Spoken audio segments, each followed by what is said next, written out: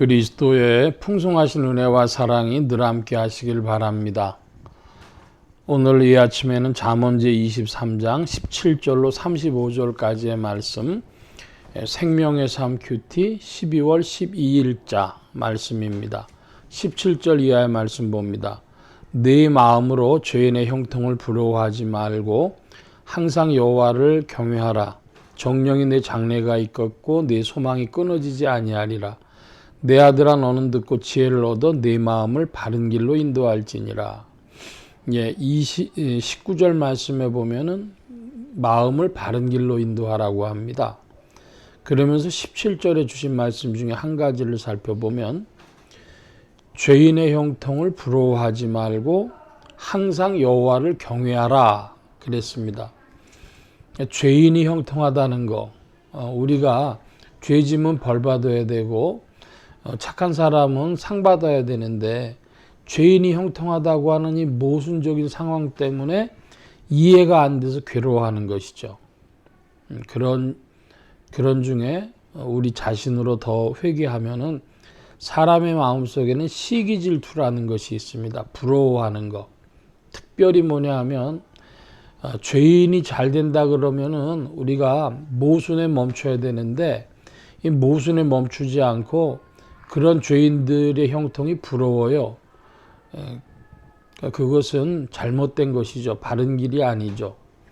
항상 여호와를 경외하라. 하나님에 대한 의심이 공의가 실현되지 않을 때에 사람들에게 찾아오지만 그러나 역사를 잘 살펴보면 그 모순 가운데 하나님이 하신 일이 있기 때문에 우리가 주님을 경외하고 주님을 기다리고 또 주님께 질문해야 할 것입니다. 깊은 심령의 질문이죠.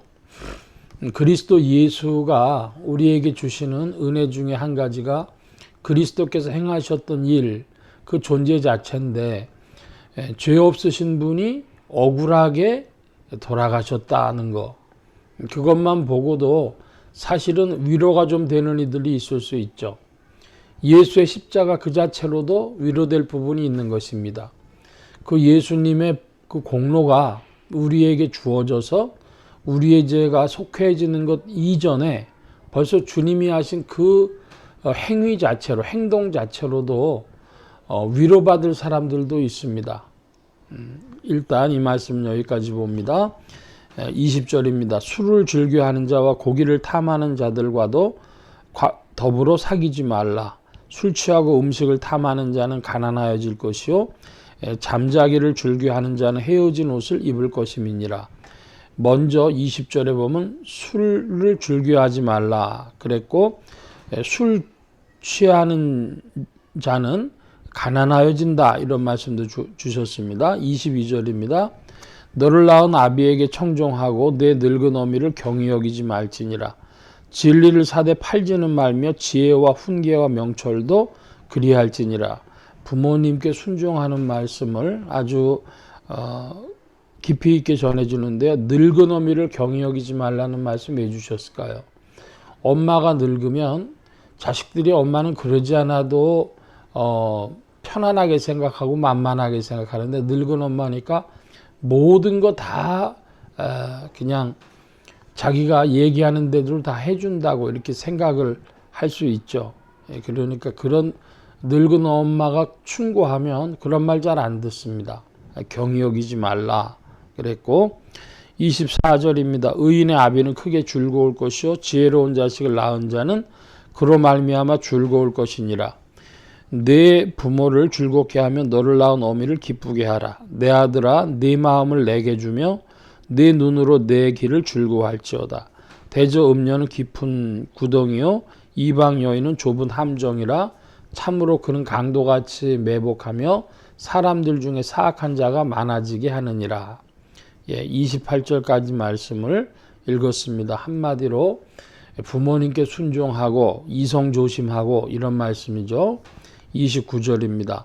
죄악이 네게 있느뇨 근심이 네게 있느뇨 분쟁이 네게 있느뇨 원망이 네게 있느뇨 까닭 없는 상처가 네게 있느뇨 붉은 눈이 네게 있느뇨 술에 잠긴 자에게 있고 혼합한 술을 구하러 다니는 자에게 있느니라. 포도주는 붉고 잔에서 번쩍이며 순하게 내려가나니 너는 그것을 보지도 말지어다. 그것이 마침내 뱀같이 물 것이요 독사같이 쏠 것이며 또 내 눈에는 괴이한 것이 보일 것이요 내 마음은 구부러진 말을 할 것이며 너는 바다 가운데 누운 자 같을 것이요 돛대 위에 누운 자 같을 것이며 내가 스스로 말하기를 사람이 나를 때려도 나는 아프지 아니하고 나를 상하게 하여도 내게 감각이 없도다. 내가 언제나 깰까 다시 술을 찾겠다 하리라. 29절로부터 35절까지 말씀을 보면 한마디로 술 가까이 하지 말라, 술 마시지 말라, 그런 말씀이죠. 어떤 분들은 그렇게 얘기를 해요. 성경에 어디 술 마시지 말라는 구절이 있느냐, 이렇게 이야기를 합니다. 잠언 23장 29절로부터 35절까지 말씀처럼 술을 멀리하라, 술 마시지 마라, 더 이상 어떻게 표현할 수 있겠습니까? 성경에서 술을 허락하는 한 3가지 정도 경우가 있습니다. 자주 나는 병 때문에 포도주를 조금씩 쓰라, 이런 말씀도 신약의 디모데 말씀에도 주셨고요. 두 번째로는 그 공동체적인 잔치에서 주어지는 겁니다. 잔치로 사람들이 함께 즐거워할 때. 세 번째로는 너무 마음이 아플 때입니다. 그래서 고통당하는 사람들에게 잠시 허락해 주시는 것이죠. 큰 고통을 당할 때.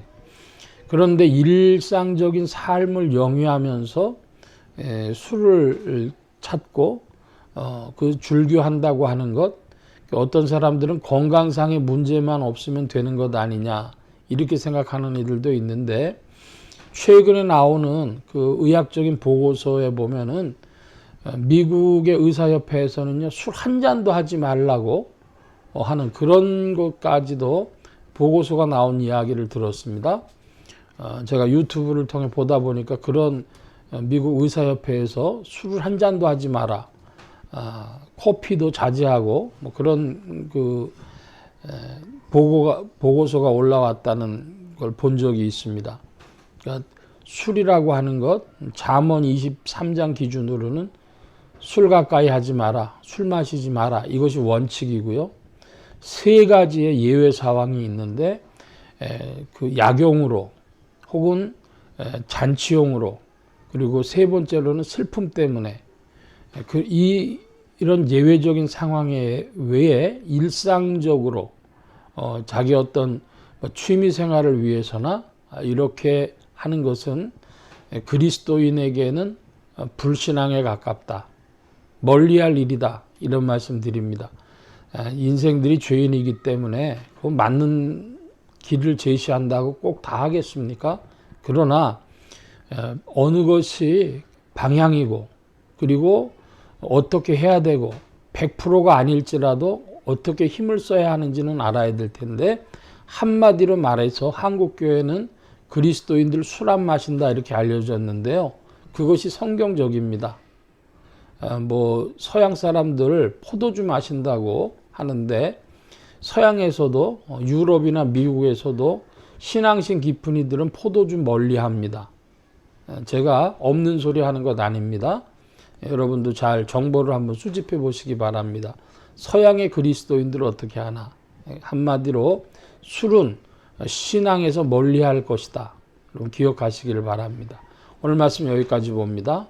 만복의 근원 되신 하나님 함께해 주셔서 주의 백성들에게 믿음을 더하여 주사, 또한 세상에 안일함과 향락을 쫓는 삶을 멀리하게 하시고, 특별히 술을 삼가하게 하여 주시고, 그리스도를 따라 성령 안에서 기쁨과 즐거움으로 전진하는 자들 되게 하여 주옵소서.